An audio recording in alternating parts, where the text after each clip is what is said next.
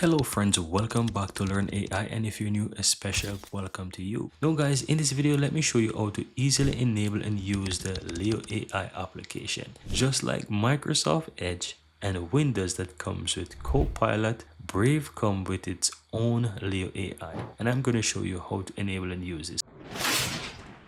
So once you're inside the Brave browser, click the three lines on the upper right hand side, click on settings, then on the left hand side click on appearance, scroll down a bit and you will see show Leo AI button. In case yours is turned off, just simple toggle it down to the right and you can have this enabled. Now if you look towards the upper right hand side, you now have this option here that shows this little icon here. So go ahead, you can start using the Leo AI. So if you click on it, it's going to expand and it's going to give you the own wonderful settings of Leo AI. So you have there, you can simply talk to it. So if I ask it, for example, when was Leo AI released, hit enter, you will see that it tells me when Leo AI. It says Leo was recently released by Brave.